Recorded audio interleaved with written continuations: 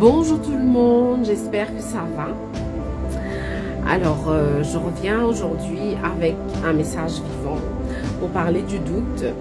Moi-même, j'ai traversé quelques moments de doute ces derniers temps. Et donc, je veux être honnête aujourd'hui sur mes plateformes avec vous pour vous parler aussi de mes doutes et comment je fais pour reconnaître la voix de Dieu. Donc si justement ça vous arrive aussi de douter, de ne pas savoir comment reconnaître la voix de Dieu, écoutez ce message jusqu'au bout, peut-être que ça peut vous aider. En tout cas, moi, c'est un guide pour moi qui me permet de discerner davantage ce que Dieu essaie de me dire, la direction que Dieu essaie de me donner dans chacune de mes décisions. Alors même en marchant avec Dieu, donc il m'arrive de douter, ça je vous l'ai dit. J'imagine aussi pour vous de me demander est-ce que Dieu me parle ou est-ce que c'est autre chose, est-ce que c'est une pensée, est-ce que ça peut aussi être quelqu'un qui nous met une idée dans la tête. Donc toutes ces choses-là parfois peuvent nous rendre angoissés, anxieux, nous faire penser constamment et je sais que je ne suis pas seule. D'où cette vidéo que je partage avec beaucoup d'espérance que ça peut aider quelqu'un, évidemment. Alors, le doute n'est pas une manque de foi. Ça, c'est une première chose. Le doute n'est pas une manque de foi, justement. C'est souvent le signe que nous voulons bien faire, donc, naturellement.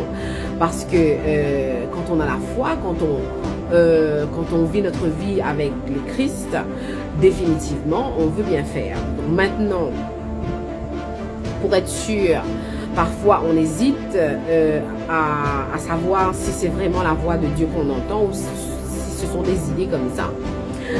Alors, dans la Bible, même des hommes proches de Dieu ont douté. Ça, c'est pour vous rassurer. Il y a Moïse qui a douté de sa capacité à un moment. Élie a douté après une grande victoire. Pierre a douté en marchant sur l'eau. N'oubliez pas. Le problème n'est pas le doute. Le danger, c'est de prendre une décision sans discernement. C'est ce qui nous fait peur vraiment.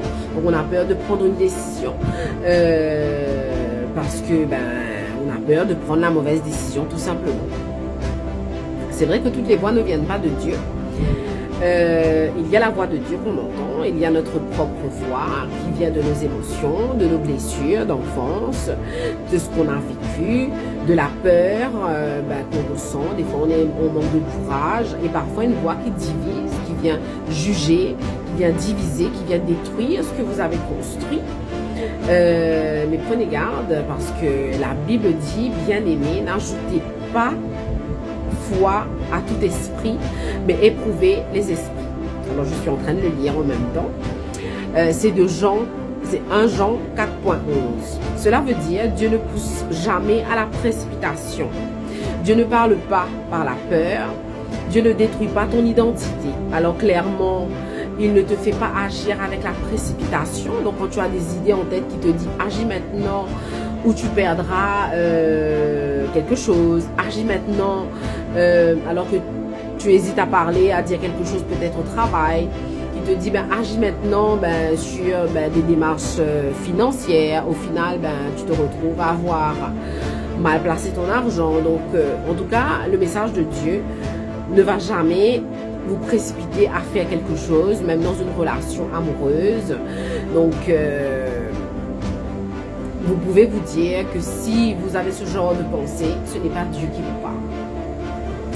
Aussi, Dieu ne vous parle pas par la peur. Donc, la peur, c'est, par exemple, la peur de quelqu'un qu'on a rencontré par quelque chose qu'elle nous a dit, la peur de mal faire, la peur de mal dire quelque chose, donc la peur de prendre une mauvaise décision. Ça, je l'avais dit plus tôt.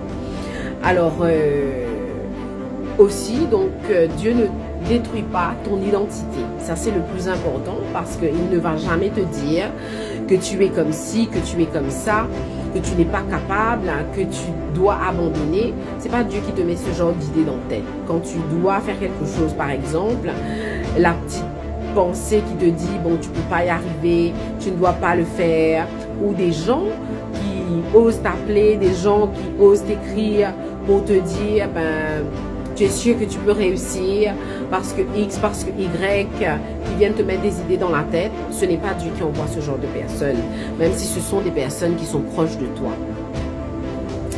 Alors, voilà, mais la voix de Dieu ressemble surtout et plutôt à une conviction calme, une paix intérieure, même si la décision est difficile. Parfois, c'est difficile parce que la décision est difficile, donc on essaie de se trouver des excuses, on essaie de tourner autour du pot, de faire durer le plaisir, par exemple, mais par contre...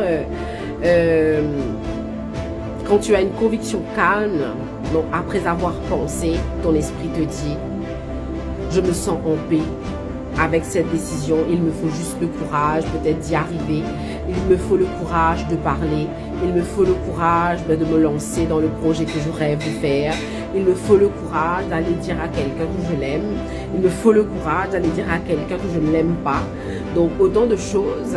Donc quand vous avez ce calme en vous, qui vous dit que vous devez faire cette chose-là, n'écoutez pas davantage. N'allez pas chercher midi à 14 h des idées supplémentaires, de penser davantage sur des choses qui ne vont pas arriver.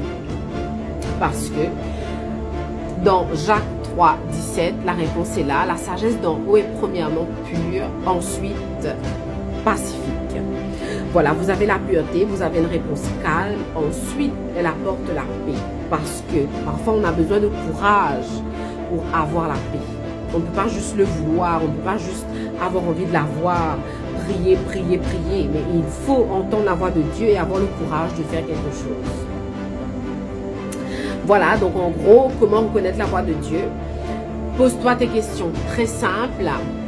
Est-ce que cette voix m'éloigne ou me rapproche de Dieu? Donc, logique, si cette voix t'éloigne de Dieu, t'éloigne de toi-même, ça ne peut pas être la voix de Dieu. Par contre, si c'est le contraire, tu peux y aller tranquillement. Est-ce qu'elle produit la paix ou la confusion? Donc, si ta pensée, ce qui te vient en esprit n'est pas sain et te fait rentrer dans une confusion et perdre ta paix, ne pas dormir le soir, rester à penser, à réfléchir, à devenir angoissé ou anxieux, ce n'est pas la voix de Dieu, parce que Dieu ne veut pas ton malheur.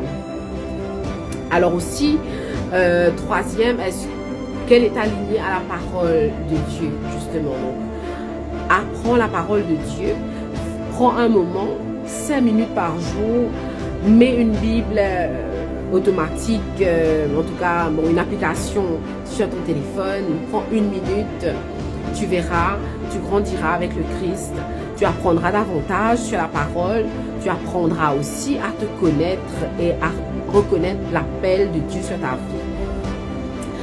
Alors, en quatrième, est-ce qu'elle me pousse à aimer, à pardonner ou à construire? Parce que Dieu, c'est ce qu'il nous apprend. Il ne nous apprend pas à haïr.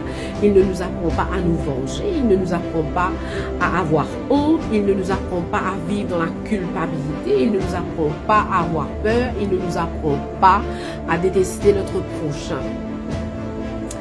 Alors, si votre pensée vous pousse à aimer, à pardonner et à construire quelque chose, faites-le. Car encore une lumière. Donc ta parole est une lampe à mes pieds dans Psaume 119.101. Cela veut dire que la voix de Dieu est claire. Sa lampe est sous nos pieds. C'est lui qui guide nos pas. Place-le devant toi chaque jour. Quand tu te lèves, dis-lui, soit devant moi, soit derrière moi, soit à côté de moi. Je suis entre tes mains, il te conduira. Voilà, la voix de Dieu est claire. Elle ne plonge pas dans l'obscurité. Et en conclusion, n'oubliez pas de partager si ce message vous a touché. Si vous voulez le partager à quelqu'un, et je vous remercie pour votre soutien, je vous remercie de me suivre. Alors en conclusion, si aujourd'hui tu ne sais pas sur quel pied danser, si tu hésites entre plusieurs voies, sache ceci, Dieu est patient.